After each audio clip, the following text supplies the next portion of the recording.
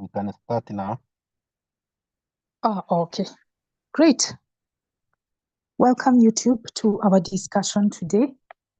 I'm going to turn my video shortly. I'm going to turn it on.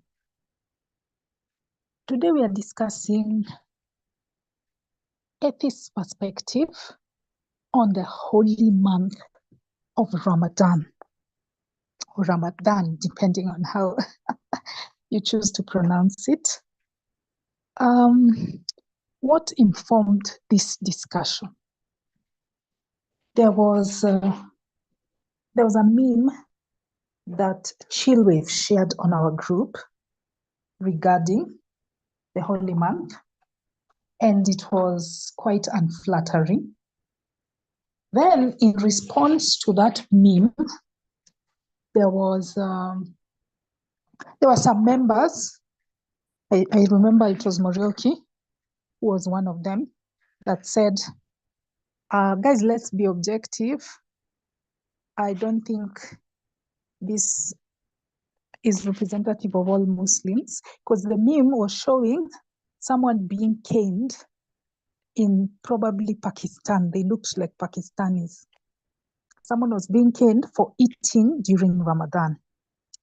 So Morioki was defending the caning by saying that that's not representative of all Muslims, and Ramadan is helpful when it comes to living healthily.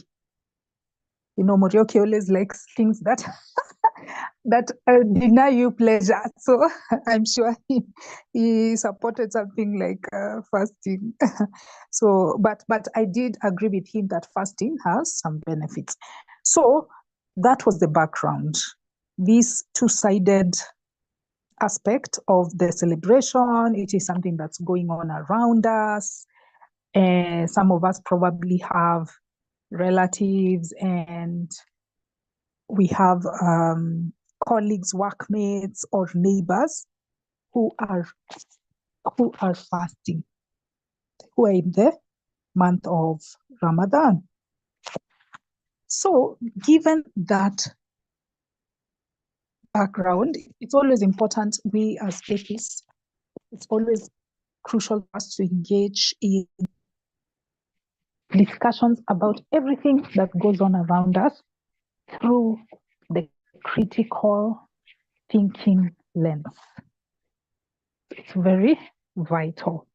So that's what has informed this topic. Now, the discussion will follow these 6 questions, these 6 subtopics. I wrote them down somewhere. Let me see. Okay, the first one is what are the health benefits of Ramadan? Not Ramadan, sorry. What are the health benefits of fasting? Okay, not necessarily Ramadan, but of fasting. Number 2, what are the differences between intermittent fasting and Ramadan? Yeah. What are the differences? Then number 3, is Ramadan fasting a choice? And there I highlighted a few things like shame, legal penalties, and community policing. Then number 4, economic and social. I will add this one. Economic and social impacts in Muslim majority countries. And here now we can talk about everything, both the good, the bad, and the ugly.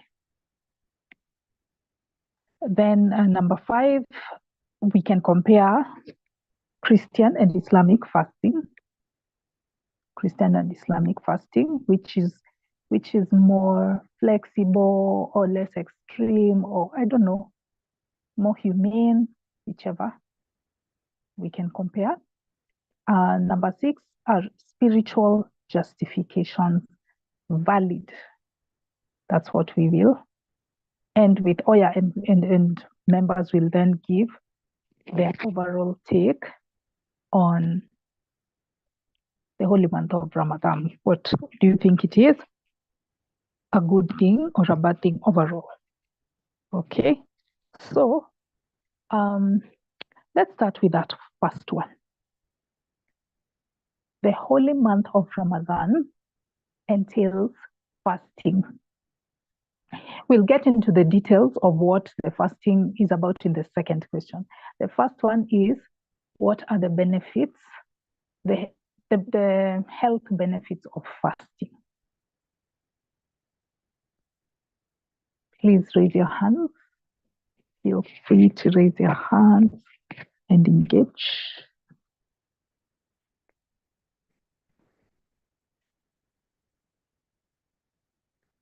When people fast, how does that benefit them health-wise?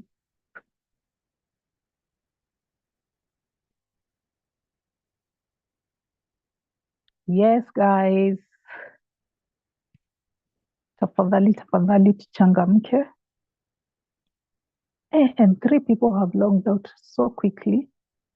Let me see the chat. Okay.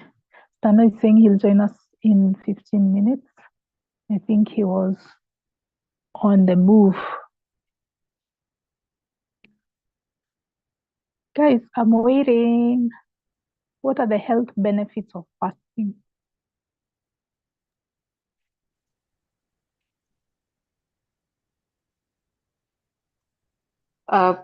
Okay. Sorry, I should raise my hand. So, general health benefits of fasting, to say the truth, I don't think I see any benefits at all. Because when I have heard of fasting or myself think of fasting, I think of denying myself. And I've tried that in the past when I used to want to lose weight quickly. I say, okay, I'm not going to eat for a whole day, only have one meal. And so I fast. And so maybe you could say the benefit is I do have a quick weight loss, but it was not good. So I don't know that that's beneficial. Yes, it's a quick result, but I don't think there's any benefit with fasting, however I look at it.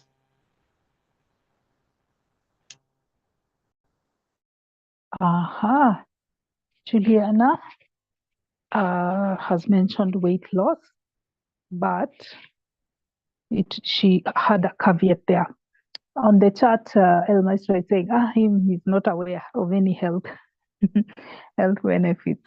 So this is the funny thing. And as Maurice said during the introductions, it's good for us to be objective, to acknowledge both positive and negative aspects of Ramadan.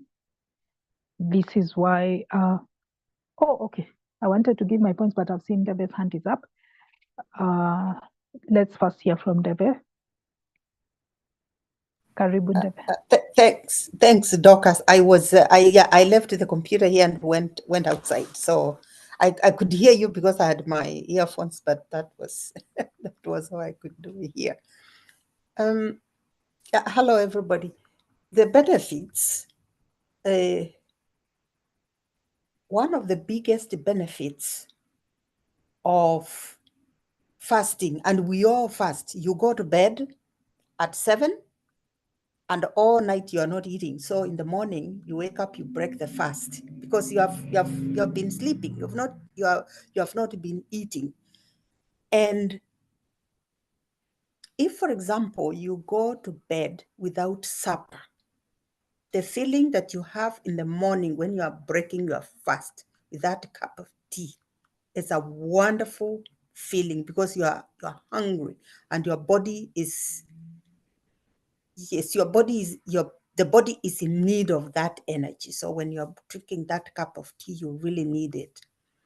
So that is definitely a benefit. Whether you are trying to lose weight or not, it is always good to have an empty belly that is probably not forced. That you know the difference between a fast that you didn't eat because you didn't have the food, and you didn't eat because you were just disciplining yourself and saying that, no, tomorrow I want to wake up on an empty belly. So that is a good thing in terms of discipline. But I don't think that it is for everybody. Toddlers and other people who are growing, no, it is not for them. And I do not care which kind of God comes and says that it is a blessing. And actually in the Quran, we will quote later in the Quran where it says that it is a blessing. So yes, it is a good thing, but it's not for everyone. You are not going to impose that on pregnant people, on older people, on people with diabetes, people with all sorts of, no. And I think it's a totally voluntary thing. You go and do it for whatever reason you are doing it, and let another person do whatever they are doing now. On the other hand, I am going to say that if you did not have your supper and you fasted until morning and have breakfast, you can't say you are going to eat your breakfast and your supper. What's the big deal about that? What is the idea? First of all, your belly should not be able to handle your supper and your breakfast. It defeats the purpose. And I am going to quote it from my from my school where it was nuns, but it was actually quite a very open. They were very progressive in my opinion, because we had some Muslim girls, maybe one or two, and they had their meals. All of their meals were kept for them, and they spent the night feasting. And I mean, what is the idea? You can't give with one hand and take with the other. You give and you give. That's it. Once you give, that's it. But there is benefit. So you give and you give, but there's no benefit if you give with one hand and you take the other. There is no balance. Like, yeah, it is things balance out, right? But giving is about giving, and you give and you give. Okay, I am trying to put, yeah. Thank you. That's it. All right, thank you, Ndebe. She has given us some health benefits, and she said that most of us actually fast, yet we don't know that we are fasting. Now, let me also give my take on the health benefits of fasting, and they may or may not apply to Ramadan. We'll get into it shortly, but on a general level, fasting, especially intermittent fasting, has become all the rage. If you go to weight loss podcasts and YouTube channels, you will realize that this is a very appealing trend. Okay, many people are trying it out, intermittent fasting, and the reasons why they do it, what Juliana said, weight loss, that's the number one motivation. People who are trying to cut all that extra weight, they do it, yeah, for that purpose. Another benefit is anti-aging. It's been shown that when you fast, you trigger a mechanism in your cells called autophagy. What is autophagy? It is cell destruction of worn out cells in the body and renewal of the cells. So you see, when there are newer cells in the body, that will translate in you looking more vibrant. It also boosts your immunity. It has an anti-inflammatory effect, that fasting. Why? There's a doctor, there's a very handsome doctor. He's called Dr. Mike on YouTube. I love to follow that guy. And he was saying that fasting is a form of stress to your body, but it is temporary stress And sometimes temporary stress is good for you. You can equate it to exercising. When you exercise, you are also subjecting your body to temporary stress.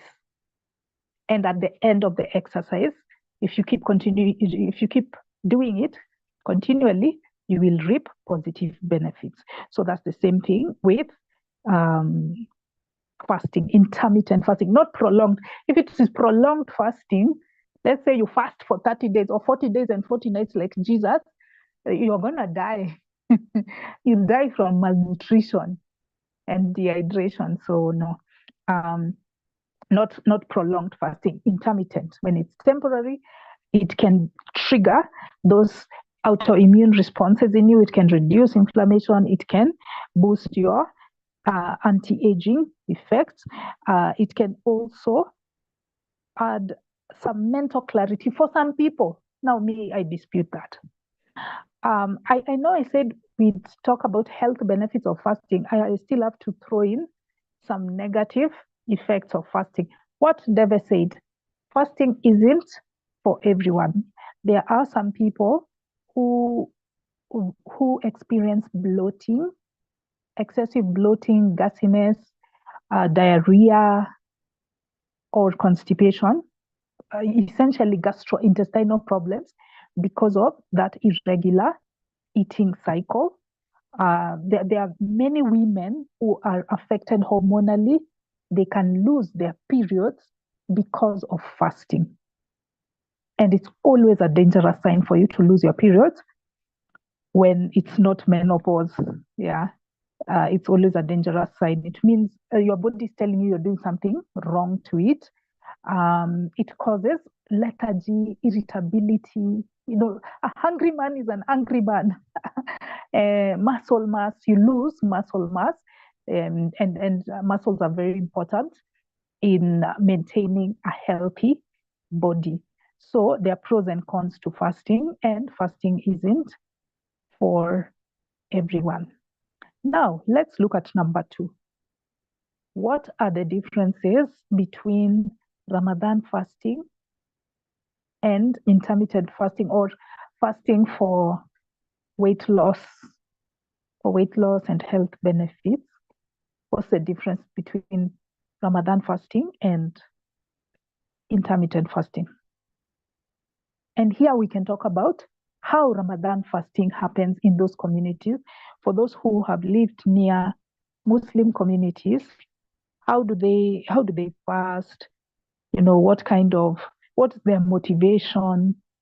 Yeah, what are the reasons why people fast for Ramadan vis-a-vis what are the reasons for fasting for intermittent fasting or general fasting, health fasting? Yeah, the reasons, how it's done, and any other observations that you have made on Ramadan fasting. Here we are just describing it. We are describing Ramadan fasting, and we are comparing it to the weight loss fasting, intermittent fasting. Great. I see El Maestro's hand is up. Go ahead, El Maestro.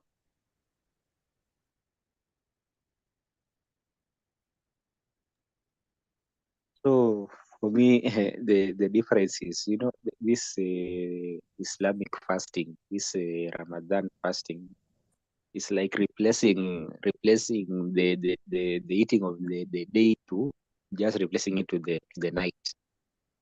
Because when they break their fasts, this Muslim, when they break their fasts, some of them, I don't know if it is all of them, but some of them that I used to know, and I still know, some of them they also wake up at 11 or 12 to 11 p.m. or 12 a.m. at midnight. They to also eat again, and then before they start their fast again at 5, they eat again. It's like you are replacing the meal times from day to night, but the intermittent fasting, I think you just after maybe you've eaten your supper, you wake up in the morning, I don't know if this is intermittent fasting. People really drink tea before they start their fast, but I think intermittent fasting is only uh, the only meal is the supper meal at supper only. But I have a problem with this Ramadan thing, this Ramadan fasting, because it's just replacement of of eating times from day to night. That's why I don't even, when my friends who used to fast the whole month of Ramadan, I never noticed any weight loss if there was any. In fact, in fact, there's a friend of mine who is a Muslim who used to study with him, after high school. Actually, alikuja akanona sana after high school. So this maybe fasting might have maybe the health benefits that you talked about, but this Ramadan one, I don't think it has any benefits. Aha. Thank you, El Maestro. That aspect of them shifting the timings of their meals is very distinct in Ramadan, because you're not allowed to eat between dawn and dusk, but you can eat anytime or any quantity between dusk and dawn. So there are people who just reverse and they gorge. There's a fasting and feasting pattern that happens. Thank you, El Maestro. Next is, okay, I see Deve's hand is up, but Juliana's hand was Actually, not. David was up before my. Yes. Juliana, you can go. Juliana, you can go on. Yes, the point I was making, Juliana, is even though Deve had raised her hand first, you had spoken before, way before she did. She had just spoken recently. That's why I wanted for you to go first. Yes. Okay, so I'll continue. Intermittent and Ramadan differences. In one, you have a choice. In the other one, you must. So the way that we have the description from Dorcas about intermittent fasting, people are doing it as a choice to help part of their health. That is the key. You have a choice. I have a choice today to say, I am not going to eat meat for the next 1 day, 2 days, or whatever it is. Whereas in Ramadan, from what I was exploring and investigating, you have no choice. You must fast unless, I think, if you're pregnant or if you're in your period, or I think if you're traveling, there's some weird loopholes like that. So that is the difference. One, you have a choice. One, you don't have a choice. And for Ramadan, it's a religious fasting. Now, I know we are talking about Ramadan, but when you look at other religions that also fast, they are not as bad as the Muslims, where you must fast. I know, like, for the Catholics, Christians, Catholics, actually right now, we should be starting our Lent, I believe, soon anyway.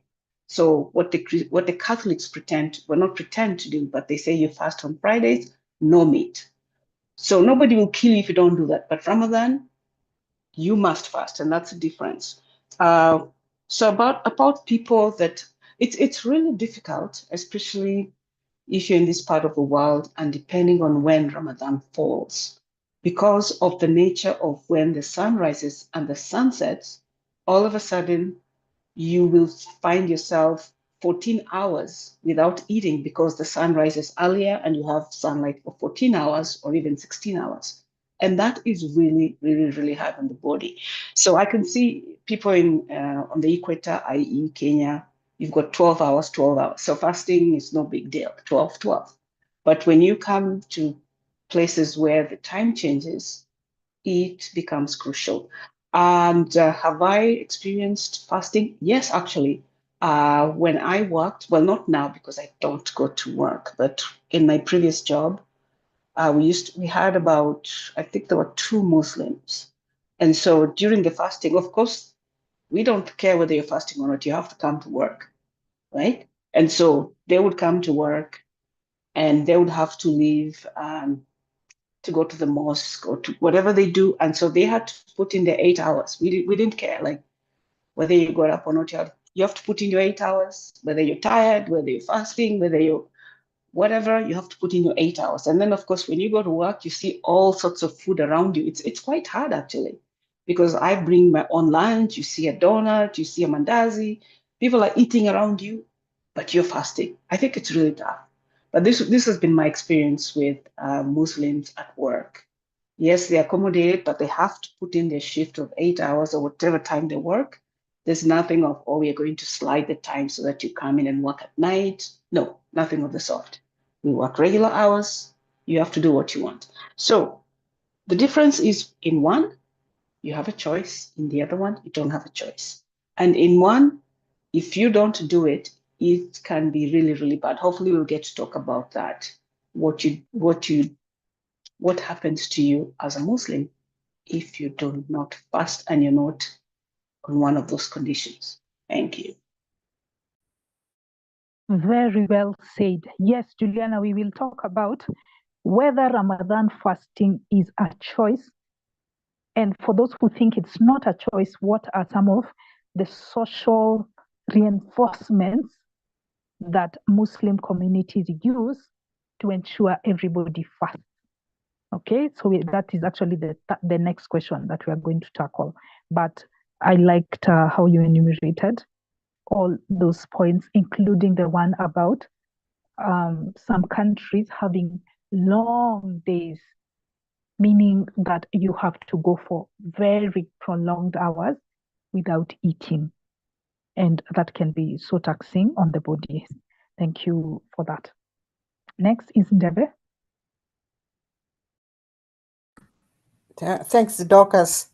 So let me get the Quran verse that I'm not very familiar with Quran, but since we are talking about it, we will go to the verse, Surah 2, verse 185, and it says, all believers, fasting is prescribed for you as it was for those before you.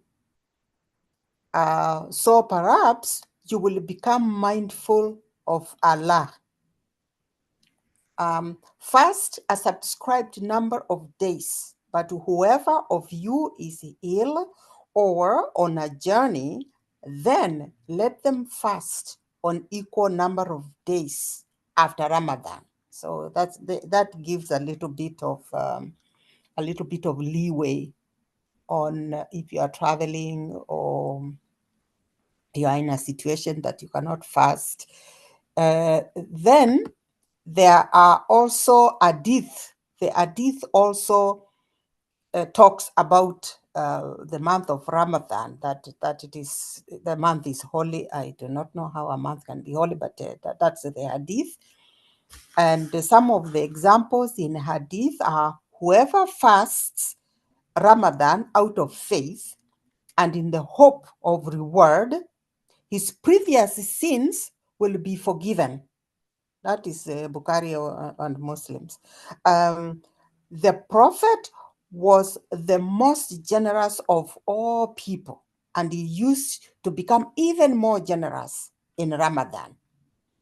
And then Ramadan, is the month whose beginning is mercy, its middle, forgiveness, and its end, emancipation from the fire of hell. Okay, so those are all from the Quran. So you see that if you fast, then your sins get forgiven. It's not just that you benefit, your body benefits, and your body ought to benefit from fasting. But then again, your spirit, you also get to be forgiven your sins. That is from the Quran. That I just read directly from the Quran.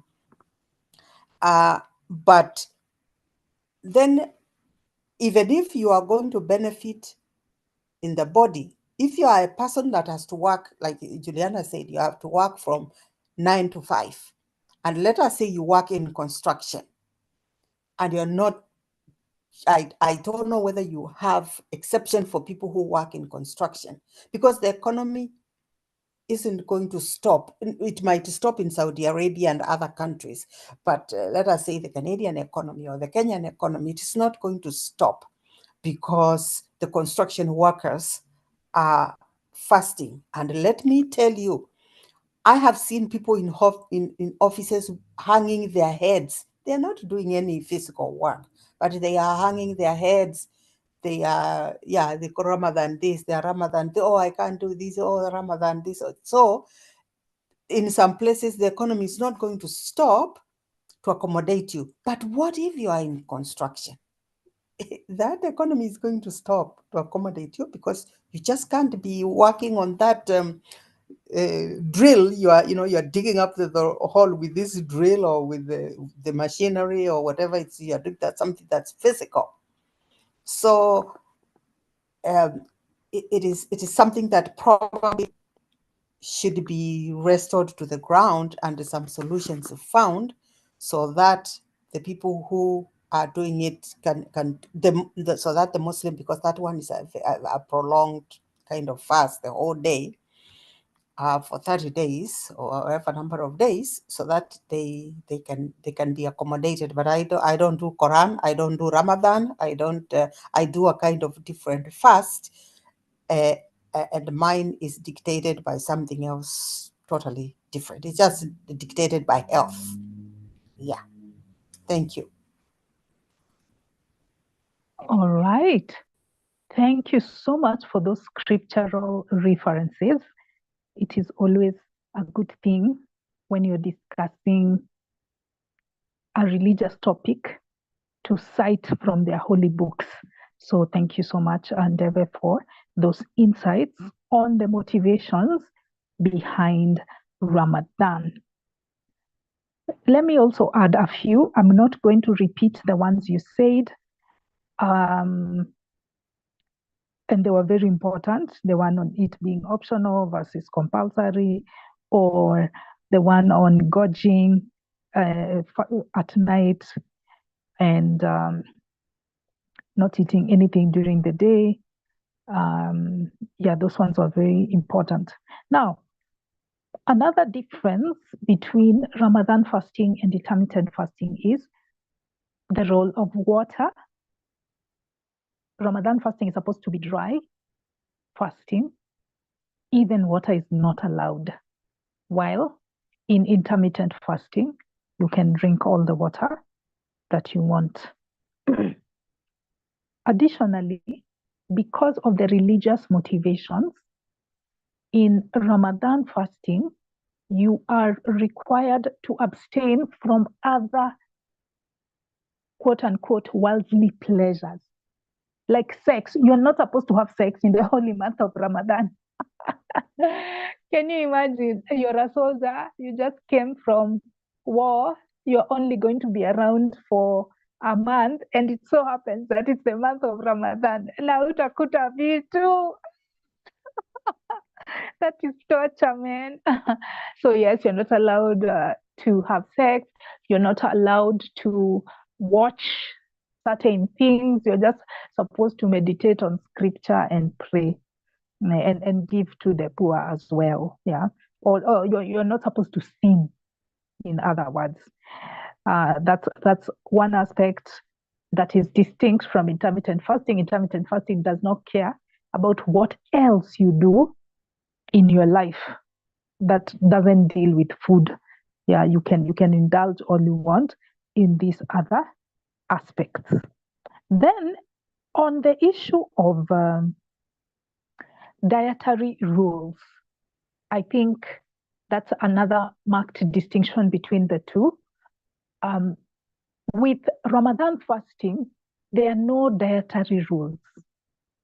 You're not required to check your macronutrients or your micronutrients. You're not supposed to check the calories. You're not supposed to check anything. It's not required, because that wasn't the motivation. The motivation was not to lose weight or to take care of your health. The motivation was to get you closer to Allah. and some of the other things that Deve said, like um, it's building religious devotion within you, and you getting entry into heaven or paradise. Yeah, they are assured the promise of paradise when they make that religious observance of Ramadan. So those are the motivations. They're not really concerned about weight loss per se. If somebody loses weight in the process, yeah, that's a side effect. That's a by the way. But their main motivation is the spiritual aspect. Okay? So given that fact, then we can say that people who are not informed, people who don't go and do research, who are the majority of Muslims, they eat anything. They will eat the biryani rice. They will eat the ile mandazi inaikongwa kwa nini inaitwaje? Kwa coconut. I'm forgetting what it's called, but it's very tasty. Mahamri. Yes. They'll eat their mahamris, they'll eat their viazi karai, their bajias. They'll eat all that. It's a celebration. It's a feast.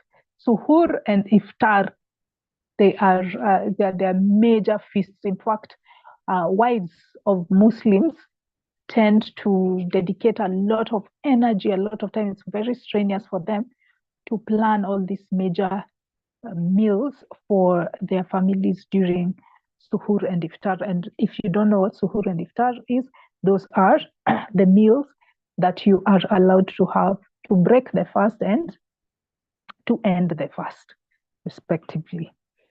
So because they don't have those dietary rules, if they're not careful, they can gain weight. Of course, not all people who do Ramadan fasting gain weight, but those who are not very careful will end up gaining weight. While in intermittent fasting, you must keep in mind your food intake. And for intermittent fasting, they have different plans depending on your body type and what comes easily to you. Again, this connects to Juliana's point of it being an option. You choose what works for you in intermittent fasting. Either you can do the 1 meal a day approach, or you can do the alternate day fast, where this day you eat whatever number of meals you normally eat, like 3. The next day, you don't eat anything. The day after that, you eat your 3 meals, alternate day fasting. That's another approach in intermittent fasting. Then there's the 16-8 approach, where for 16 hours, you don't eat. Then for 8 hours, you eat.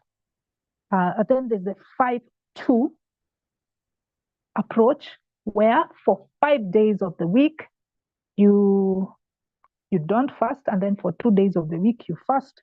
So it just depends on what works for someone. It is up to you to study your body and maybe consult with a nutritionist to choose the plan that is appropriate. That's the difference. That's another major difference between intermittent fasting and Ramadan fasting. Are there exceptions to Ramadan fasting vis-a-vis intermittent fasting? Both obviously have exceptions. As I said, for intermittent fasting, it might not be beneficial for everybody. There are, for women, it's been found, for some women, it can lead to hormonal challenges. So you would be exempt from intermittent fasting if that's the case.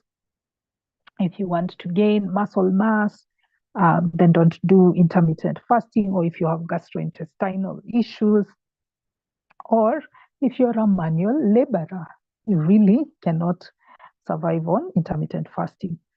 Those are the people that are exempt. In Ramadan, I believe Juliana mentioned them. If you're extremely old, if you're a child, if you're pregnant, or if you are a traveler. As to whether they really observe this, or if you're on your period as a woman. As to whether they always observe this, whether all the women that are on their period choose to skip Ramadan fasting, or all the women who are pregnant, or all the elderly, or all kids, do they do it? That's another question that's up for debate, which we'll discuss later. Yeah, so I think those are the ones that I wanted to add, but you guys already had a pretty rough idea on Ramadan fasting, why it's done. Let's look at question number 3. But before we continue, there's one thing I wanted to add. You said about this thing of Ramadan not just being about fasting. You should also avoid worldly pleasures. You know, also when I was in school, so I told you I learned in Mombasa, and I had a lot of Muslim friends.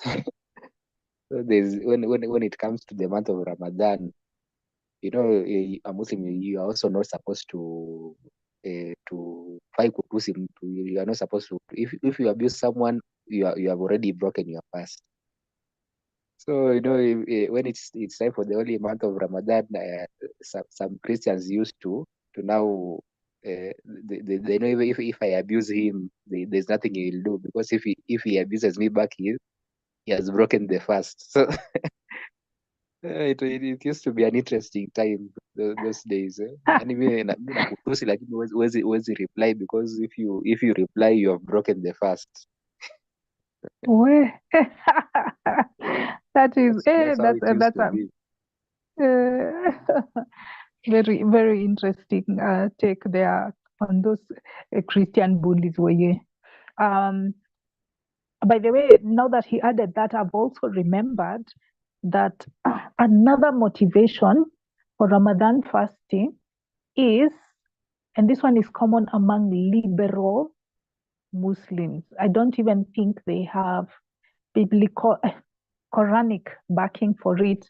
I think they're busy looking for justifications for their religious practices. So they said that it teaches you to empathize with people who don't have. Yeah, that you will experience how it feels to go hungry, or how it feels not to have water. But very quickly, I can shoot down that point, even before we get to the impact, by saying that the fact that at night you will eat, it means you're not going to feel the way a person in the streets will feel, because you, at the end of the day, you have food. You still have the resources. You've just changed the timings. Anyway, okay. So let's proceed to the third question. Is Ramadan fasting a choice? If it is not, how do they ensure compliance? How do they ensure compliance with Ramadan fasting?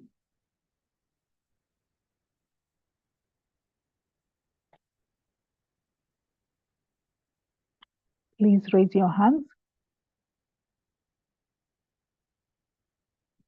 Is Ramadan fasting a choice? And if you think it is not a choice, then how do they ensure compliance? How do they ensure that everybody who qualifies fasts?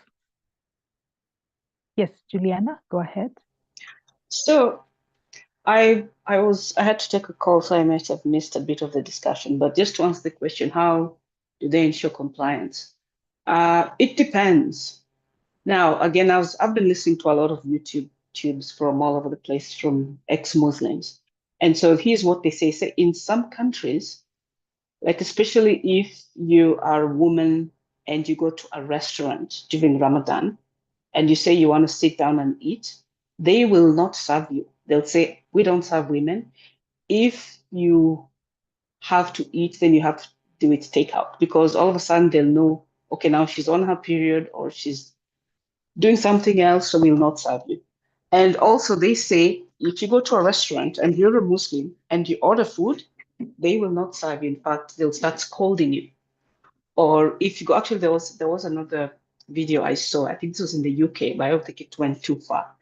So this particular Muslim person went on a bus.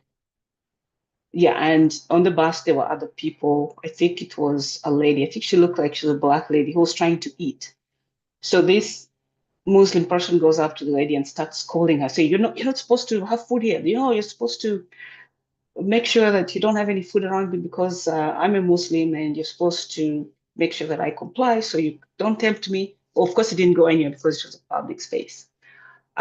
If it's in families, of course, the family controls when the food is cooked, when it's eaten. So if you're at home, you're compliant because you get up in the morning, there is no food, there's no water, and then at night, then that's where you eat. So that way, they're making sure that you're complying. And then, of course, as I mentioned, the people that I used to work with, I think one of the things that they used to do is they used to go to the mosque. So during the work day, they'll take time to go to the mosque, and they'll say, okay, instead of me taking my lunch at say noon, I'm going to take my lunch at say 10 or whatever time. And then they're going to the mosque because that also ensures that they are following what they have to follow, because they're going to a place where everybody is supposed to be fasting. And so it depends on some countries are very rigid and some are not. And so in rigid countries, you have even strangers on the street. They're sort of looking at you if you're eating and you're not supposed to. And it's terrible. Like when I have the stories, it's just sad. So anyway, that's what I have to say. Aha. Very excellent examples Juliana has given, like social pressure in buses or public spaces where they give you a side eye when you are eating during Ramadan. Or they can even make you feel guilty even if you're not a Muslim. They make you feel guilty for eating during Ramadan. And in fact, the UK is not a Muslim country, a majority Muslim country. So I'm imagining in majority Muslim countries, it is almost abominable for you to eat in public. Right. We are answering that question, guys. Is Ramadan fasting a choice? If not, how do they ensure compliance? How do they make sure that all the eligible Muslims fast during Ramadan? Any other person? Any other person on that point? Yes, El Maestro. Okay, first of all, I don't think it's a choice. It is not a choice at all. Because if it was a choice, they wouldn't make you feel guilty, or they wouldn't even be putting like where you, like Juliana said, where they refuse to serve you if you are a Muslim. So that means it is forced. It is not voluntary. It is forced. If we how they ensure this I think in some certain this Muslim countries where the majority Muslim countries, I think even these hotels or the restaurants, they close them, or where you can buy food from the butcheries, where they shut down from morning till evening. That's in the evening. That's when they reopen.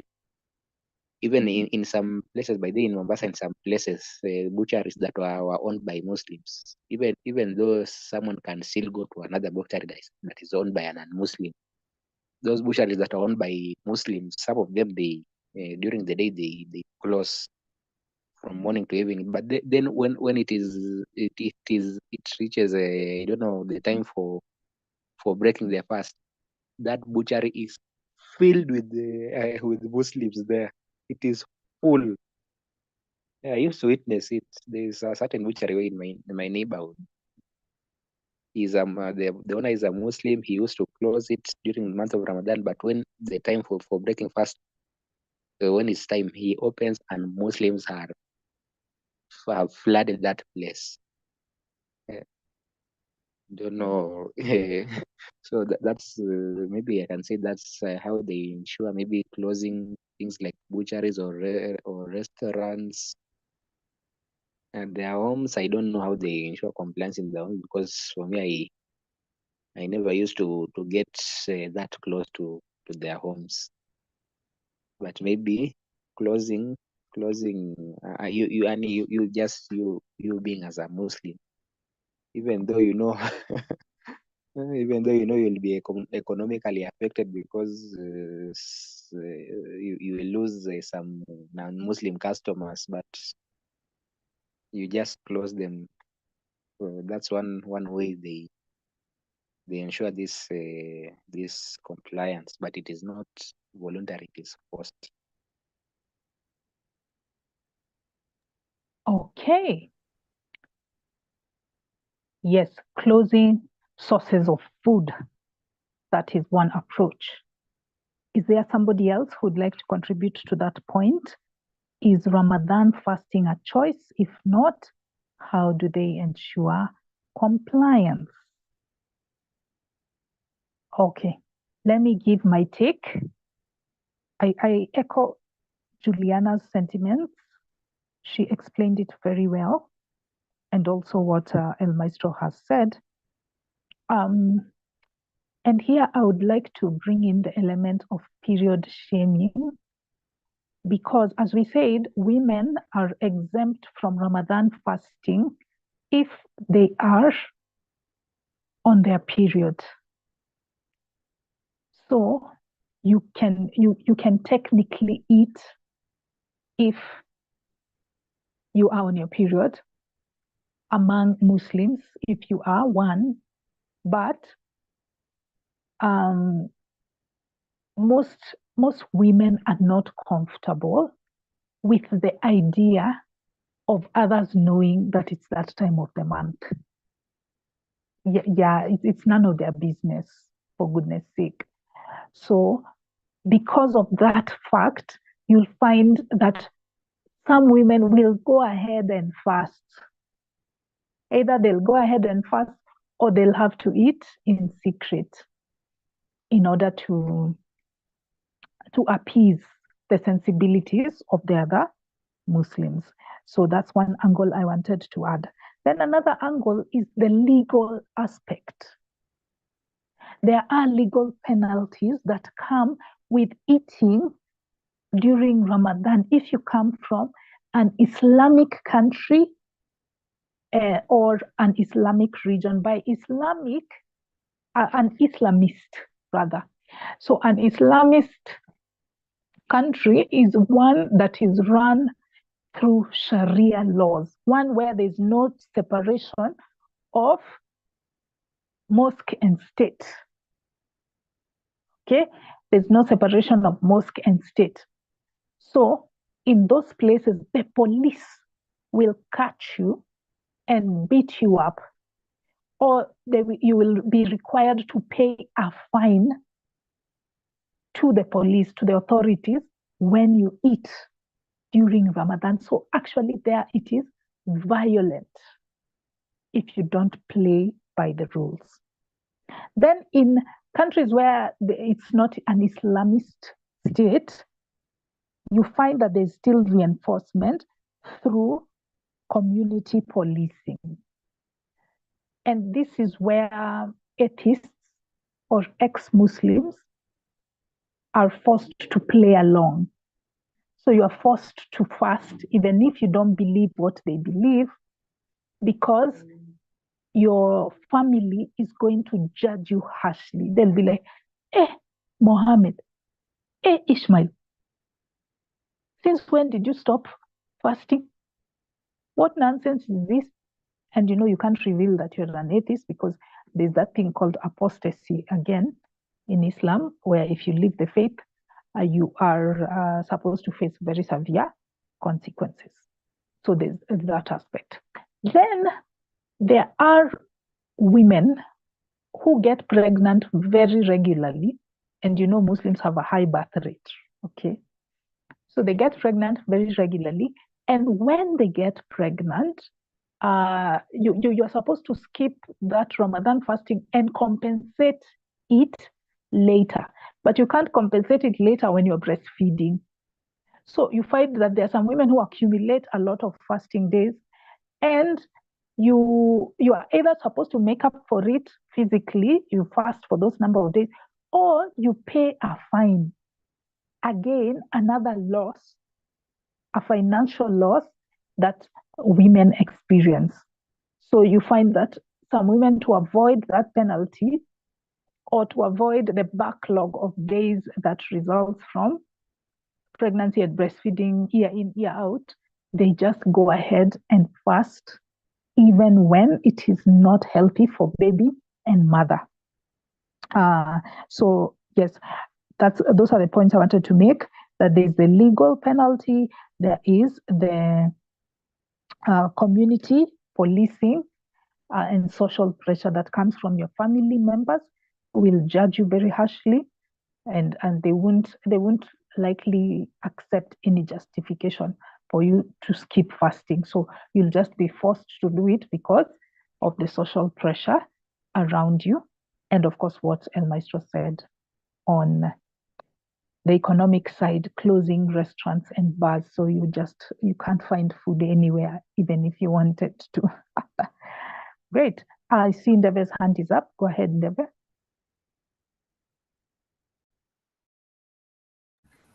I just wanted to voice my opinion on whether Ramadan is voluntary. It is not voluntary because it is ordered by Allah. It is in the Quran, ordered by Allah that you do it. The Prophet did it.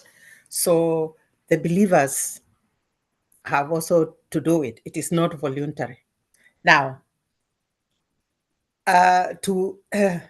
it shows, to me, it shows that it is not voluntary when the believer wants to force it on either another believer or on a non-believer. It means that the believer knows and believes that it is not voluntary.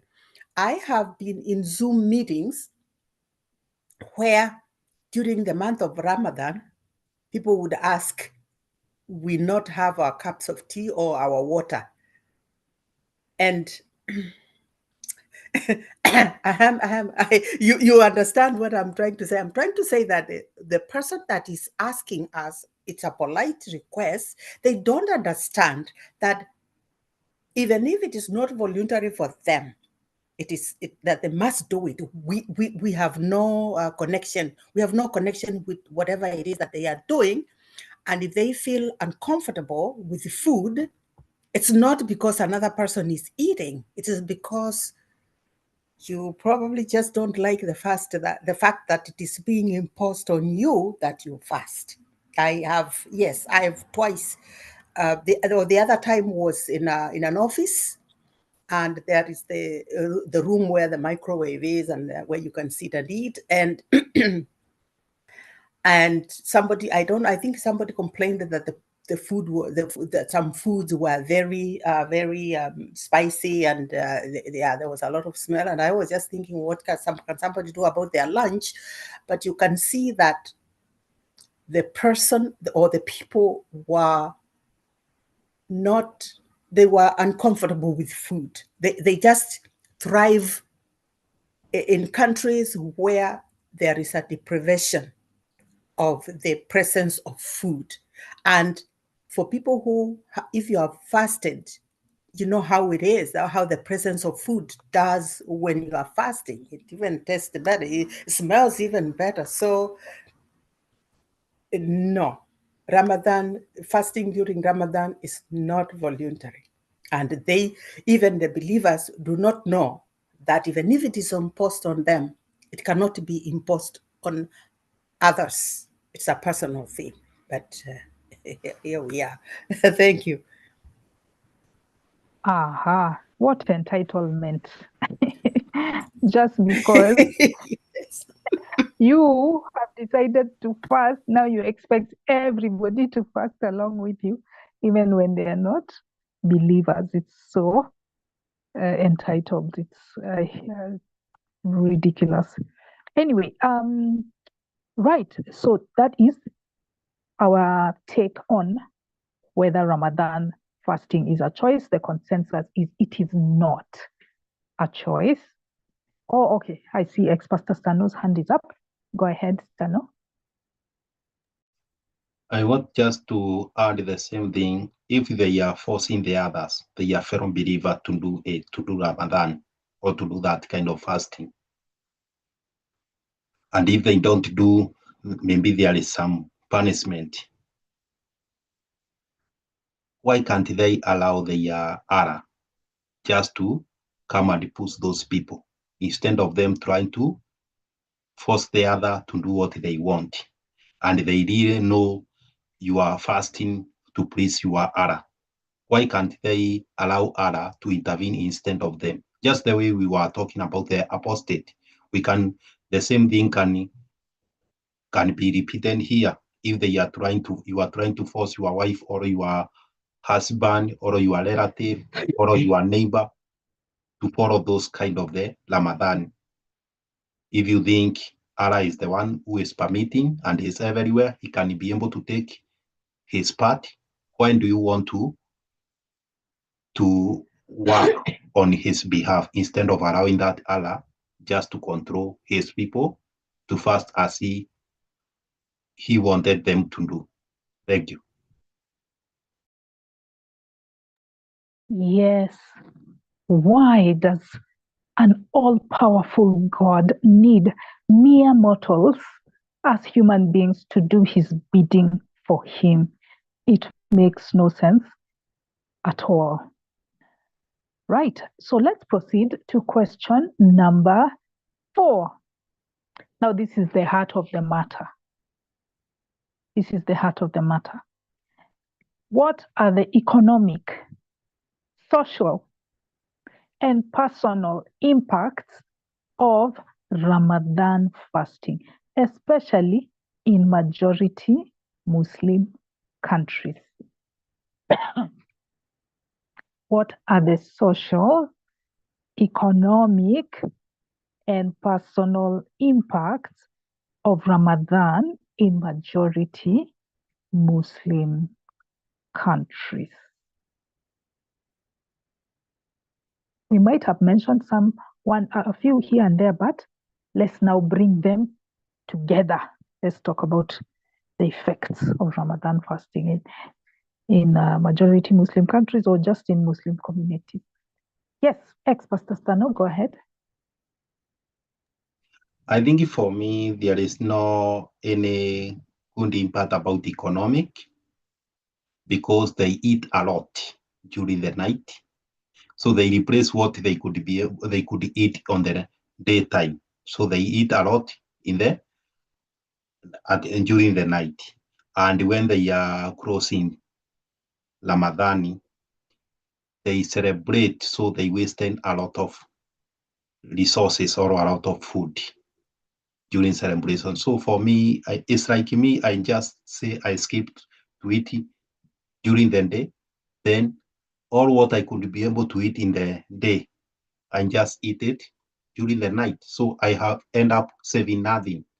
So that is according to what I have been observing, some few, those who I know or I had contact with. So I find they are saving nothing in terms of Ramadan because they are fasting during the day, but during the night they eat a lot. And then last, during the celebration, those holidays, they also eat a lot. Yeah, thank you.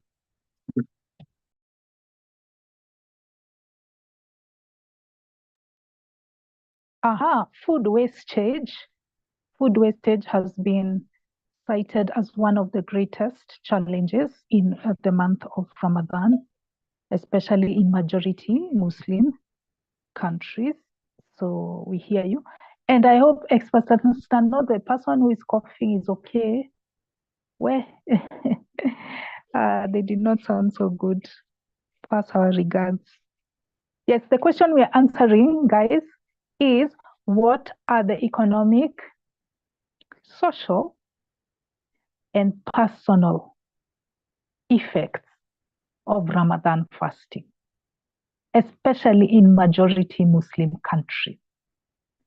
Yes, El Maestro, go ahead.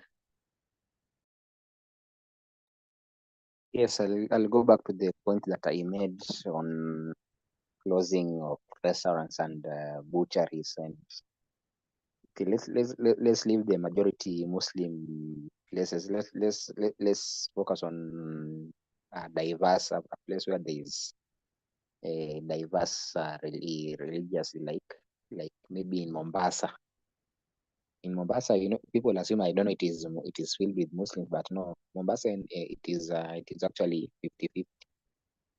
There are as many Muslims as Christians. There are as many churches and as many mosques in Mombasa. So, like I told you, this butchery where the owner used to close from morning to evening, then he opens the butchery in the evening just for the holy month of Ramadan. From that whole day, he has lost his non-Christian, his non-Muslim customers. Or those who closed their restaurants the whole day, they have lost their non-Muslim customers for that whole, or for the whole day, or the whole month. Somehow, if you know that this one he usually closes in the month of Ramadan, you just say, let me look for, let me just go for a butchery that is not owned by a Muslim this whole month, even if at 5 p.m. he'll reopen. So that's some those for those who have businesses, it can have economic implications. Even now, let's now go to the majority Muslim, the states that are majority Muslim.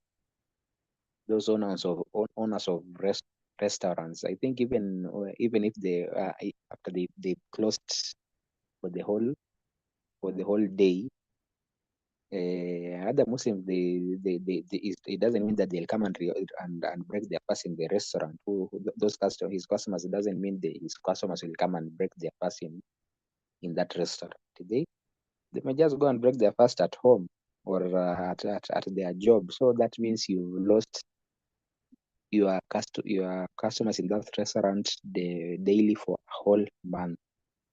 That so those who close their businesses, that they can have negative economic implications to them in one way or another. Very well said, El Maestro. Negative economic impacts, financial impacts. Next is Juliana. Go ahead. So, just like Christmas, the Eid Mubarak, well, the day that the Eid Mubarak day is commercialized. And also, I hear you talk about eating a lot of food. Some people were saying they actually take loans to be able to afford all that food they have to eat. So in some cases, they're stimulating some economy somewhere. Some of them try to decorate their places, so they're going out and buying things. So on the one hand, yes, some shops are suffering, but on the other hand, some shops are benefiting because all of a sudden you've got a whole influx of people who would typically not spending just for those 30 days. And especially when they do the huge Eid Mubarak breaking of the fast. That's always a big one. My first boyfriend, I never shared it, but my first boyfriend was Muslim. We lived in Webuye, so the Muslim, actually it was a Kikuyu Muslim. So his family owned one of the, they did a lot of business. So they owned one of these big stores. So of course, during Eid, We would get invited to their places, and oh my goodness, the food. Like, so they go all out. And so in one area, yes, they could suffer and are disadvantaged, but in another area, people are actually going to make more money because you have more people buying in a short period of time. Aha. Thank you. Well said, Juliana, that it is a two-edged sword when we consider it from that angle. Yes, guys, let's hear from you on what are the economic, the social, and personal effects of Ramadan fasting. I had said in majority Muslim countries, but also anywhere where there are Muslims, there'll be some effects. There will be some effects. Anyone who'd like to add? Or I give mine? Okay. Let me give mine. So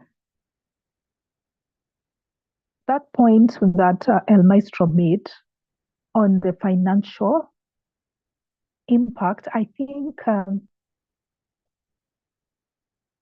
we cannot stress it enough. My brother is in Dubai, where the natives are Muslim. Of course, expatriates account for a large number, but they are usually treated like outsiders.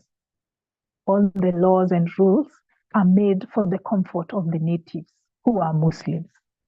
So during the month of Ramadan, in majority Muslim countries, Qatar, Saudi Arabia, Iran, Iraq, Afghanistan, Egypt, Algeria, Chad, Mali, you name it. In those places, the economy tanks because businesses close early. Or the people that show up tend not to give their all. So you are not making as much money as you could have in other months.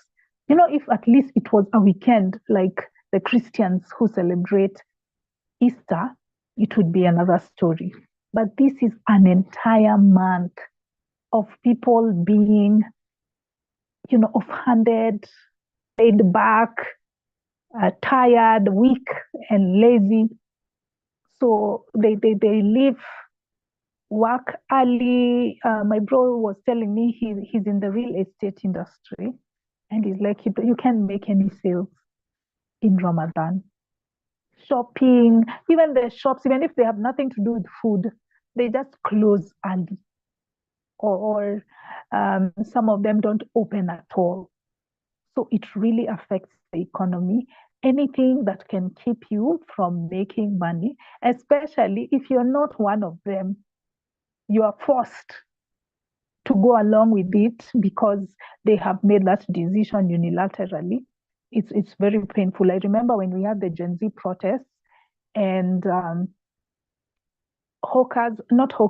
shop owners in town were complaining that these Gen Z protests are hurting the economy and they're hurting their businesses because they can't go to work. And those were just a few days. They had been picking Machozi Monday and which one? Yeah, which other day of the week, like 2 days of the week. And business owners were complaining. Now imagine it's a whole month. That's very underproductive.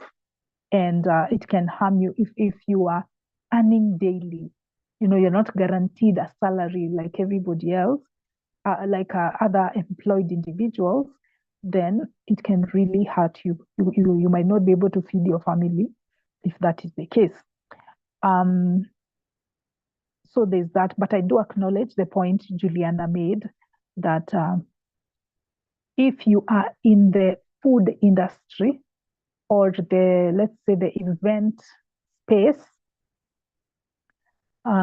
during the end or even in between, if you're selling foodstuffs, things like dates and some of their preferred meals, you will make money. But you see, those are a select number of industries. Here we are looking at the economy at large, and I think it is affected negatively. Another thing now on a personal level for people is the lethargy, the lack of energy that you get when you are fasting. Let's say you do manual work.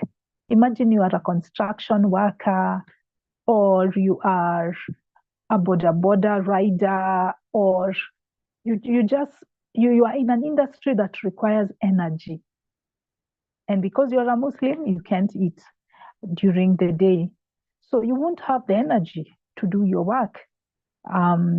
Let's say you are a sports person, you are a muscle builder, or you are an athlete, you're a footballer, etc. You need your meals. So Ramadan would be detrimental to this category of individuals who work in energy intensive areas. It affects your mood, and it affects relationships. We've heard of cases of gender-based violence rising during the month of Ramadan. And a hungry man is an angry man. And Kwanzaa, not only is he deprived of food, you're not supposed to have sex as well. Oh gosh, that's a lethal combination. And so that moodiness, irritation, anger, and eventually gender-based violence is a risk that can arise from it. We also have the problem of health. The fast feast cycle, if you don't take care, can actually cause weight gain, or it could be detrimental to other aspects of your health. So it's the wise ones, the ones that do the research, who are able to skirt around that issue. But for the majority, they just do what feels good to them, and that can be a problem. We also have the issue with some people from different parts of the world, like now the Canadians or people in the north who have longer days. Some parts of the year, they have longer days. You might have to fast for 17 hours or so, and then the window for eating is so narrow because you still have to sleep. It becomes extremely difficult for such individuals. Allah could not foresee the fact that there are people who have longer days and shorter nights. He thought that it is like all Arab countries. You know, Islam is an Arab religion, because he was just using the sunrise and sunset as indicators of when to start and to stop the fast. Yet those are not good parameters for certain parts of the world. It can make it extremely unrealistic for people to go about their daily business when they are fasting for 16 hours or 17 hours. Then there is also the overburdening of women. As I said previously, women, usually it is expected that they're the ones who will cook and prepare meals for their families. But because suhoor, I don't know whether it is, yes, I think it's suhoor, the one for morning, or iftar, whichever, the meal that they eat in the morning, you must make sure that before the sunrise, you have finished the meal. That means maybe people should eat at 5. And that means that the mother or the women in the household have to wake up at 4 or 3 in the morning to cook that meal. It's really strenuous. It's really strenuous. I remember there's a meme, there's a video going around of this little Arabic boy who was quarreling at the men in their household. They were eating all this biryani rice, or is it pilau? And he was quarreling at them, a very small boy, telling them, you people are just coming and enjoying and eating the food. You don't know how my mom has slaved in the kitchen the whole day. And they were just laughing at him nonchalantly, yet he was really making an important point. So there's that. With that said, I have two more impacts that I think are positive. One of them is the coming together of family. I think many families try to eat together, to have those meals together, and also at the end when they have the Eid Mubarak, it also is a celebration. So of course that atmosphere, that reuniting of family members is always a welcome thing. Another benefit is that thing of not sinning. So they try not to insult people. They try not to maybe fight or overindulge. But you see, that's even debatable because, again, there was another research that was done, and it was found that crime rates rise during the holy month of Ramadan in some majority Muslim countries. That could probably be because of the missed economic opportunities. So it's a two-edged sword, that one. But let me give it to them and say, yeah, it also increases maybe their humanity, or it makes them a bit mild. But that depends because there's also the irritability. So it's two-edged. Yeah, I think that's all I wanted to highlight. If I've forgotten something, somebody can add. Let's go to the second last question. Do you see any difference between Islamic fasting and Christian fasting? Is there any difference between Islamic fasting and Christian fasting? Or what are the similarities if they're similar? Because it's not a preserve of just one religion. Yes, Juliana, go ahead. So, similarities between Christian fasting and Islamic fasting. Right off the bat, the similarity is it's sanctioned by the Holy Book. And however they interpret it is what differs, but it comes from the Bible. The Christians, Catholics believed, I think Jesus went to the desert for 40 days and 40 nights. So I think there's something about Lent. I think it's 40 days long. I can't remember. I used to be Catholic. And so also the Muslims, well, I don't know about Muslims. I don't know how, I forget the history. But one, it is sanctioned by a God, and it's in their holy scriptures, and they do it. The difference is you will not get killed if you do not fast if you're a Christian.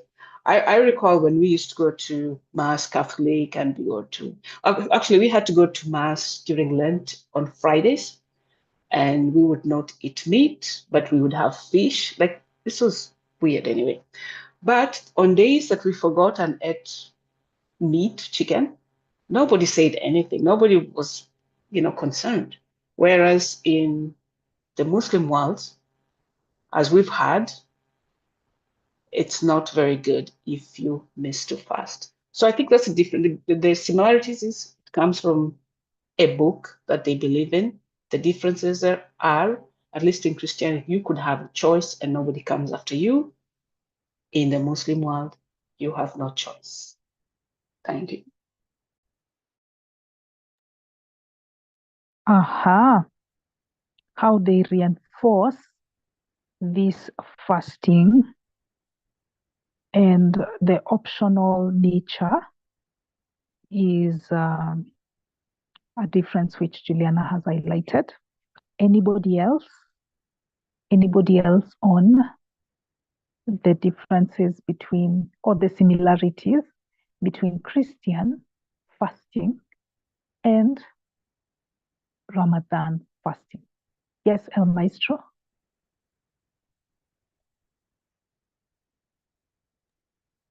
First of all, I'm not sure if Christians they also avoid the sins in the quote unquote sins like the Muslims avoid during the month of Ramadan, I'm not sure they do that. But for Christians, I also don't think they replace their fasting from okay, they replace their meals from night to day.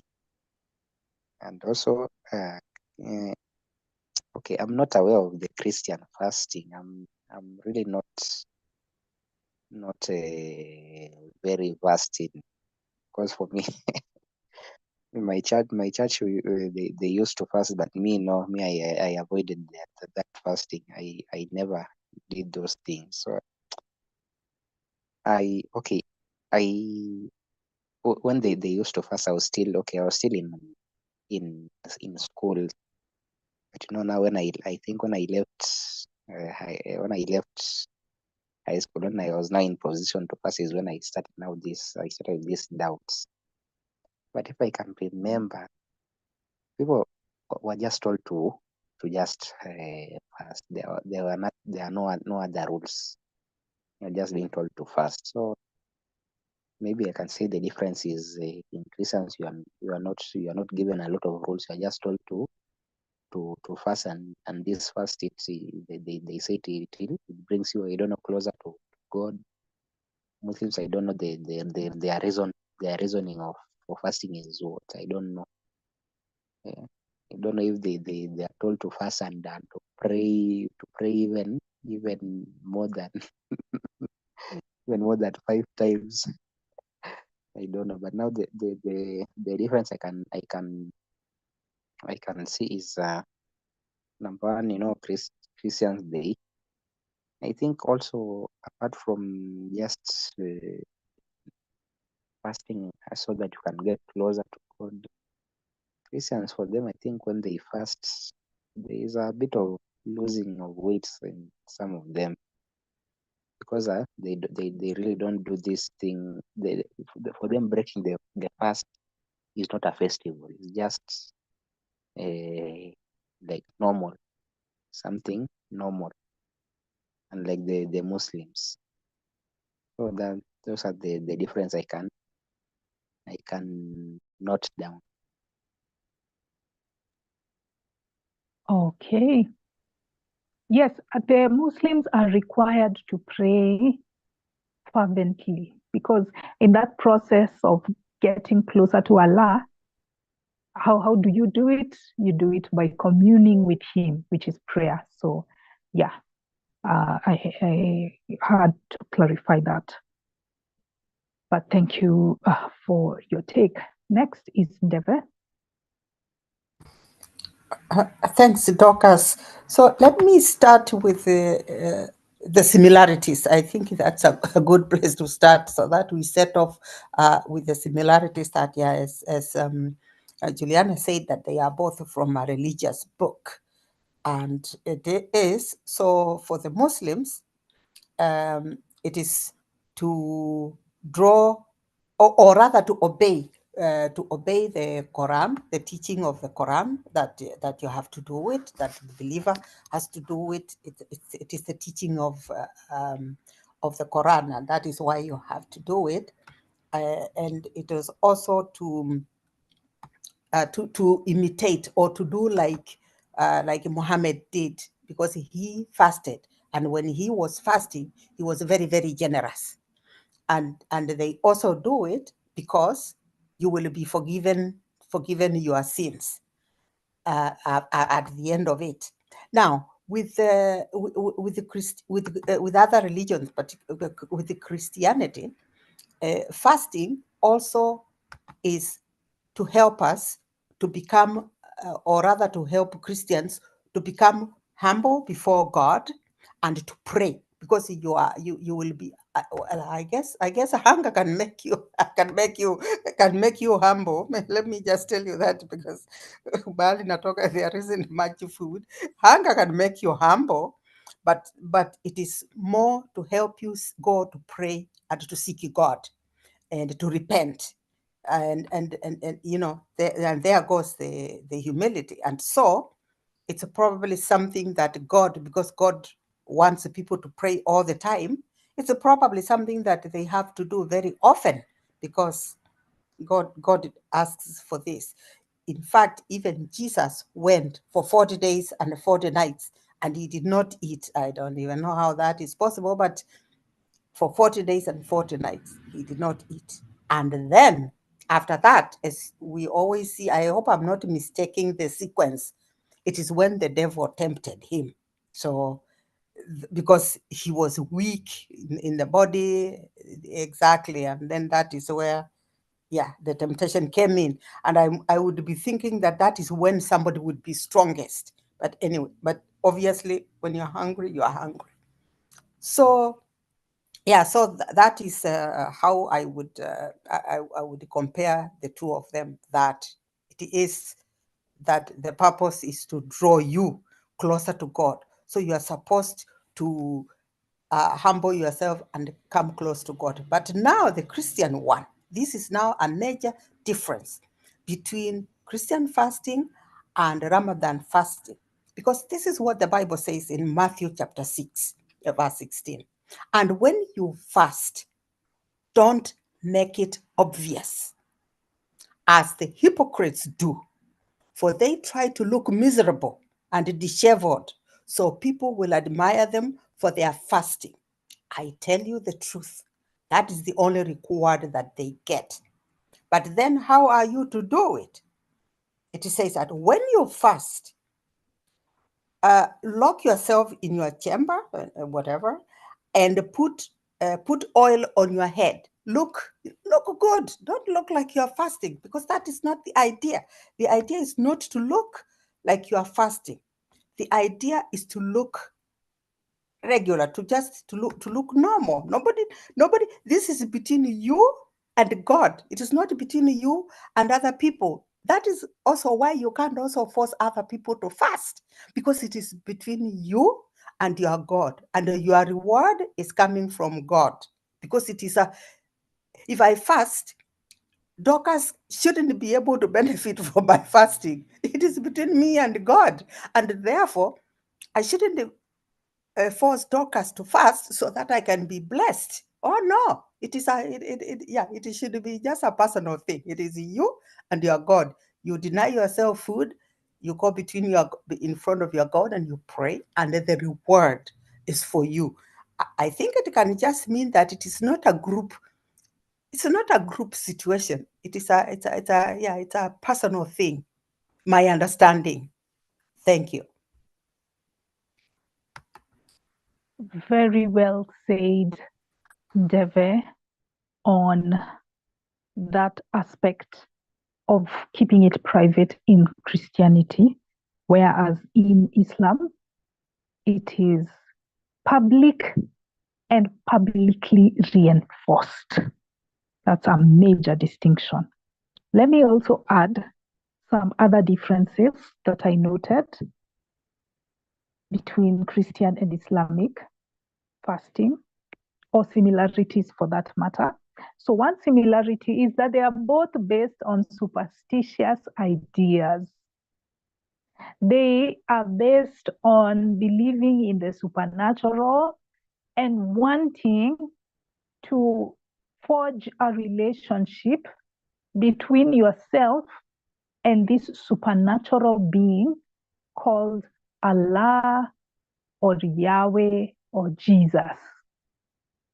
So there's that superstitious aspect of it that is common to both. And that's their motivation. At the end of the day, it's not based on reality, it's based on this fictional character that they're trying to have a relationship with, or they're trying to get closer to. A difference I noted between Christianity and Islam is that often with Christianity, it is done in order to get a breakthrough. While in Islam, it is a pillar of the faith and it is compulsory. So with Christianity, at least from everybody's giving their perspective from what they experience as former Christians. In my case, I used to be a Pentecostal, charismatic, yeah, those ones who would speak in tongues. And I remember there were two main instances where I fasted. The first one was in terms of my career. Our church had decided to do 40 days of fasting, like Jesus, but it was going to have the same format as the Muslims, where during the day you don't eat and then you break the fast at 6. But they advised us to eat one meal. But it was just an advice. It wasn't a rule per se. Even participating in those 4 days of fasting was not compulsory. You could do it or you could not. It was really up to you. So the point that Juliana was making on the voluntary nature in Christianity vis-a-vis the forced or compulsory nature in Islam is very important. We have to keep that in mind. So we had those 40 days of fasting, and you are asked to focus on one thing which you need a breakthrough for. And for me, it was my career. I was not happy with where I was career-wise, and I wanted a breakthrough. Did I get one? Arguably, you can say, because that's when I started my brand on communication coaching. I started in 2018. So we did that first in 2017. As a Christian, I probably would have tied the two together. I would have said it's the fasting that led to this outcome, this positive outcome. But as a skeptic now, I see it wasn't the fasting, it was the work I put into it, the research, the studies. I went and got qualified to do that work. I went and looked for opportunities. I went and networked. And that's why my career took a turn for the best or for the better. But as a believer, I know I would have attributed it to the same.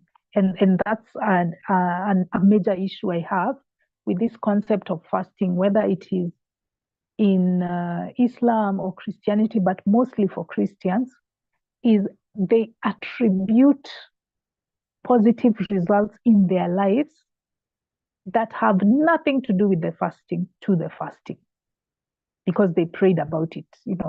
It's kind of interrelated, prayer and fasting. So all the downsides of prayer still apply to fasting. So you find, like I remember reading this testimony of someone who was saying that they had been sick, they had been diagnosed with a fatal illness, and they were going to die. But then their father visited them, and then later the person found out that the father had fasted and prayed for him, and so he attributed his healing to the father's fasting. And the father did that fasting in private, and the father did that fasting months prior. So this person never considered the fact that they went to a hospital and they were treated, and there were all these interventions, physical, reality-based interventions. They ignored them and attributed all those positive results to fasting. So there is that issue that I have with especially Christian fasting. The second instance when I fasted, at least that I remember clearly, was when I was advised by a friend who was in the same singles group I was in. So there was a church group that targeted singles who were over 28.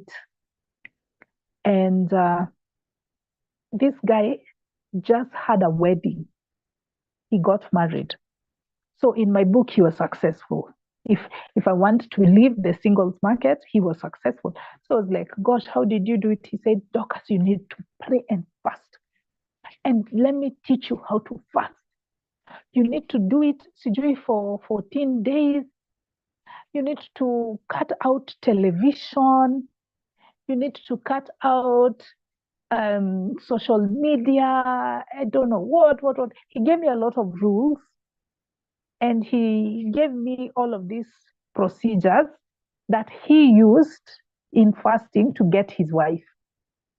And so he told me, Dorcas, I can assure you, if you do that fasting ritual, you will also get your Mr. Right. Sinani mimi nikafuata. But here I am, years later, single as can be. So fasting does not work. But the point I was making is that in Christianity, it is often done for a breakthrough, for a specific outcome, which is usually tied to prayer. But in Islam, it's just a ritual. It's a pillar of Islam. So yeah, that's a major difference. And then all the other differences that you guys have mentioned, I don't want to repeat them. Right. So final question. I will change that question because I feel like it has already been addressed. So let me change the question to your overall assessment of Ramadan fasting. Do you support Ramadan fasting or do you not? And why? From this entire discussion that we've had, what is your take? Yes, I see El Maestro. Go ahead.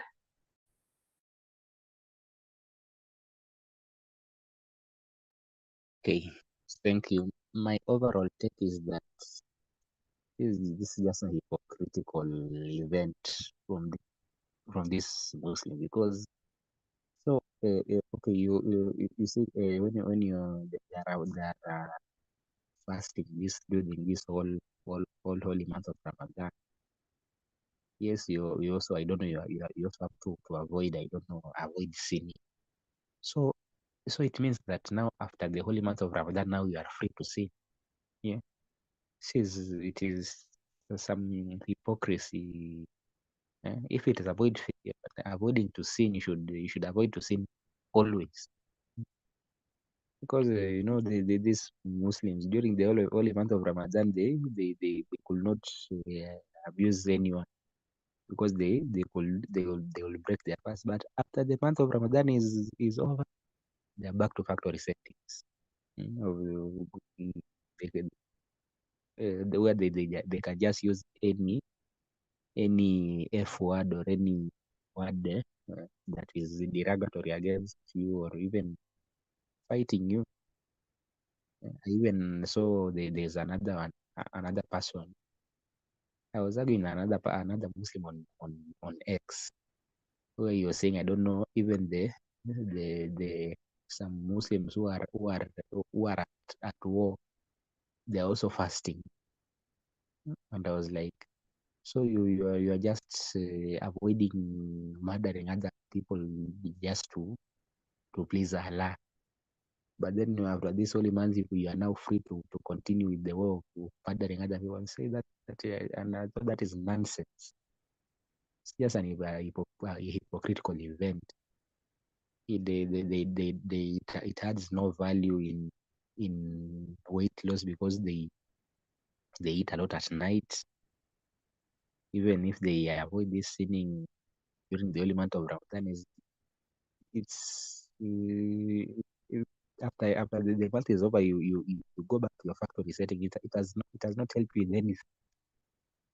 So I don't even see any value in such a month. If this month would have been teaching maybe you to how to treat people fairly, so that it teaches you to be a good person. The way you've been doing, the way you've been behaving in the month of Ramadan, you continue behaving that one.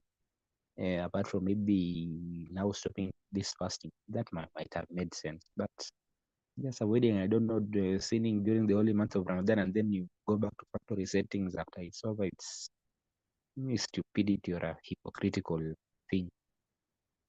Yeah, that's my overall take on this thing of fasting for the month of Ramadan. Great. So El Maestro takes issue with the performative and temporary nature of Ramadan.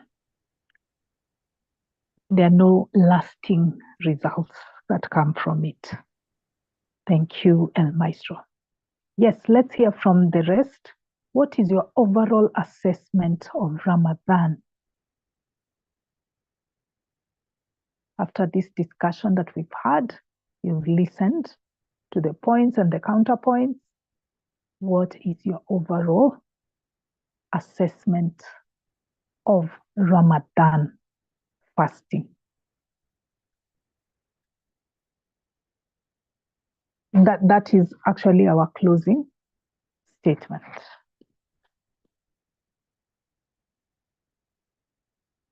Yes, guys, don't be shy. Good, I see Juliana's hand is up. Go ahead. So I think there might have been a time and a place for the Ramadan fasting to have a meaning to a group of people or to religion. In these current times, I think it's time to let it go. Absolutely, they have to let it go. And I don't know, well, I guess the Arab countries have a lot of money. You know, Saudi Arabia, the oil countries, they have a lot of money. So I guess they can afford to have the economy not perform as it should during the month of Ramadan, and they can recover. But for the other poorer countries, i.e. Kenya Muslims and the other West African countries who are Muslims, they need to evaluate what this whole idea of Ramadan means. First of all, it's expensive. Buy extra food, wastage, we talked about that. And most of all, it doesn't benefit anyone, especially health-wise. And Dorcas talked about when you're tired and you one of the guys that work construction, it's not safe for you to be out there in the hot sun with no food and no water. At least maybe they allowed you to drink water, you could maybe survive. But no, you're not supposed to drink water and no food. And so that's why I guess in most countries that are likely Muslim, they sort of change the work schedule so you're not working as hard. But if you go to the poorer countries or the countries that don't have a lot of Muslims, you're expected to go to work. So, like we had, again, when I worked for the city of Regina, we had some Muslims who were employed as surveyors. Surveyors, you have to be there out in the field. And Ramadan or not, we don't care. You have to give your 8 hours. So I don't know how effective those people are. And I hope they were actually cheating, because one of the stories I had from ex-Muslims, now they can confess, they say when they were Muslims, they used to go to the bathroom to drink water. So you say you're going to the bathroom, you go there, you drink water. Or they go and hide somewhere and eat a sandwich, especially if they're working very tough jobs. So I don't know that the fasting is doing what it's supposed to do and whether it's necessary in this day and time. But for civilizations to go ahead, especially those developing nations, they have to rethink the whole Ramadan and maybe morph it into something that is palatable and that creates an ability to have a choice, or get rid of it completely, because I know people are cheating. Actually, talk about cheating. There was a guy, I remember when I was doing when they were doing flooring, like putting planks down on the floor, there were actually a pair of Muslim guys. Two of them, they came, they were working for this company. And it was actually during Ramadan. So because when they came, I said, can I offer you some, I usually have some pork or something for the workers because they're going to be here all day. So they said, oh, no, no, no, we're fasting. And then one of the young guys says, well, I'm technically not fasting because I have to travel. So he had a bottle of water or something he was sipping on. I think it was like iced tea. He said, yeah, I have to sip and then I have to drive away out of the city and come back because otherwise it's haram. And so I'm thinking, they're probably cheating all the time, pretending. And it's only when they're seen that they sort of have to look like they're fasting. So I think it's run its course. We should get rid of Ramadan. Thanks. Perfectly said, Juliana. It has run its course. We need to move with the times. Right, next is Ndeve. Thanks, Dorcas. My take for the viability of Ramadan is on, is it voluntary or is it forced? So most things that are not voluntary can only last in like among a certain community. But when you are on your own, you're alone, nobody is policing you, then it is you and your commitment.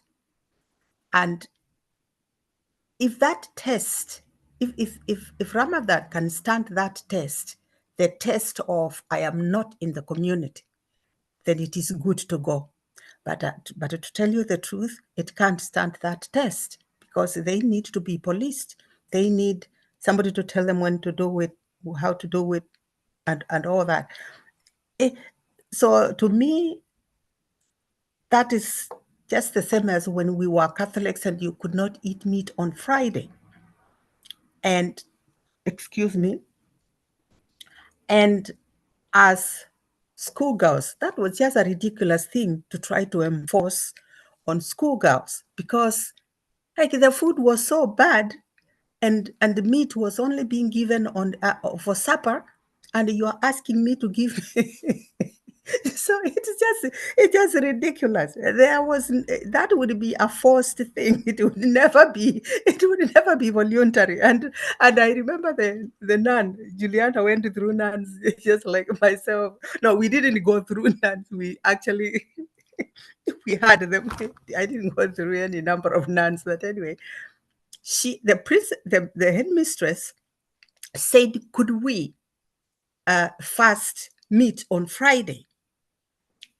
And she said, and the Form 4s, I think I was Form 2 or something, and the Form 4 says, oh yeah, sure, we can, but we have to have double on Saturday. But she said, no, you can't do it that way because that is giving with one hand and taking with the other. And then we said, well, in that case, no, we don't, because we were going to give it, we were going to forgo our meat, and the money was going to be donated to a charity near our school. But we were equally starving. But anyway, so the idea is, which is the right idea? If I decide to harvest my beans in my garden and give them to the food bank, I have forgone my beans. They're gone. I don't have them anymore. I've given them up, and somebody else is going to eat them. So, and I think that is the idea of fasting, that I have forgone that meal, I have forgone that thing, and I go on. Therefore, my body benefits, somebody else somewhere benefits, and even if I don't give the food to somebody else, my body benefits because I do not eat that supper at that time, and my body gets the benefits of being my belly being empty for 18 hours. It's a benefit. But if it is a forced march, I don't think Allah is going to win this one, but it is to be seen with time. Thank you. Yes. I agree with Ndeve on the crux of the matter being it's voluntary nature or whether it is forced. That is my bone of contention with Ramadan. So let me also give my take as we wind up. I obviously do not endorse Ramadan. I've heard from you all on what the effects are, the motivations behind it, the behavior of Muslims during the month of Ramadan. And I think it is a net negative. Why do I say so? That first reason, the fact that it is compulsory, it's not an option. And I remember, I wish Morioki was here. He sent his apologies, by the way, because Morioki was defending Ramadan, and he was saying that fasting can be beneficial, and at the end of the day, if people are not forced to do it, then it should be okay. That is the crux right there. They are forced. They might not be forced violently in all countries. In some countries, they are forced violently to comply, or they pay financial penalties to the authorities if they break their fast during Ramadan. So that is already there to indicate that it is not a choice. It is compulsory and it is forced on people. If they don't live in such countries, they also use social pressure to make people fast during the month of Ramadan. I value my autonomy. I value human liberty. And any force, which is religious or otherwise, that undermines people's autonomy is a force for evil, not a force for good. So that one, I cannot reinforce it enough. I think Islam here is more dangerous than Christianity. Even Christianity is dangerous, but Islam takes it to the atmosphere when it comes to its harm, because with Islam, there is this aspect of micromanaging people's lives. Christians have at least tried to become more liberal. Not all, yeah, but some of them. At least you are free to eat what you want. You are free to dress how you want. Of course, there's still those fashion police in church who tell you don't wear that short skirt, don't wear that tight dress. There are some churches where you're not even allowed to wear pants if you're a woman. But by and large, Christians are a bit more liberal. With Muslims, they're so strict on their micromanaging, on them telling you what to do, who to marry, how to live, how even to go to the toilet. Islam tells you how to go to the toilet, how to clean yourself. What kind of narcissistic person is this that they worship, that he's even concerned about how you clean your behind? So for me, Ramadan fasting is another symptom of micromanaging, the micromanaging nature of religion and Islam. And that actually shows you its cultic tendencies. Of course, people have different definitions of cults, but in my book, a cult is an idea that is centered around a certain character, and there's no questioning.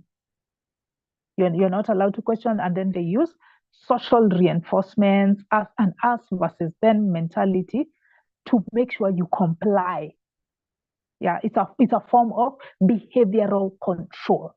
That to me is the bottom line for why I am against Ramadan fasting. Another major reason why I'm against it is because of the union between religion and state. I think people can be free to believe whatever nonsense they want if they're doing it privately. But the moment you start involving the authorities, then I'm going to have a bone to pick with you. And unfortunately, this is very common in majority Muslim countries where the government or the police or even religious authorities that are not stopped from doing their work by the police, they collect fines or they punish you for breaking the fast. It should not be in the public sphere. Religious practices should be private. The moment they get into the public sphere, and the government is involved, I will definitely have a bone to pick with you as a secularist. And lastly, I'm against this imposition of your rules on non-believers. That clip that Juliana was talking about, I watched it, where this Muslim was complaining because there was a Christian, probably, or at least a non-Muslim woman in a bus or in a train. I think it was a train. She was eating in the train, and the person was complaining that the woman was eating publicly. What is it to you? I don't believe what you believe. Why are you imposing your values on me? I'm sorry. Practice some self-control or wear a mask if you don't want to smell my food. That's none of my business what you do. In private, in the confines of your home, you don't go imposing those rules on me. So that and many other reasons that we have highlighted are why I do not endorse Ramadan fasting. Those few benefits are usually temporary, as El Maestro said. They're usually temporary, they're usually short-lived, and they're performative. They're not sincerely done because the person just goes back to default setting afterwards. So yes, that is my take. Let's put an end to Ramadan. If we want to fast, let us fast for good reasons. Let's not use social pressure or government or anything to impose the fasting on individuals. Thank you. I see Deva's hand is up. I don't know if this is the hand from the last time. It is a new hand. It's a new hand. I wanted to ask or to draw the attention to everyone that with all the food that will be wasted during Ramadan, Muslims don't keep dogs. So you ask yourself where you're going to put all that food in you're going to junk all that food. You don't have dogs. You don't have dogs. You can't keep pigs because those are the guys that eat that eat our leftovers comfortably. So it's another thing to think about when we are thinking that either they have to do Ramadan a little bit better, because when you're doing your fast, or when I'm doing my fast, there is no extra food to be wasted. That is just that. But if you're going to do your Ramadan the way you do it, have a dog or have a pig to clean up. To clean up that. Don't go throw away all that food, because you can't donate it if you've touched it and you've handled it and it's leftovers. And you don't have a dog.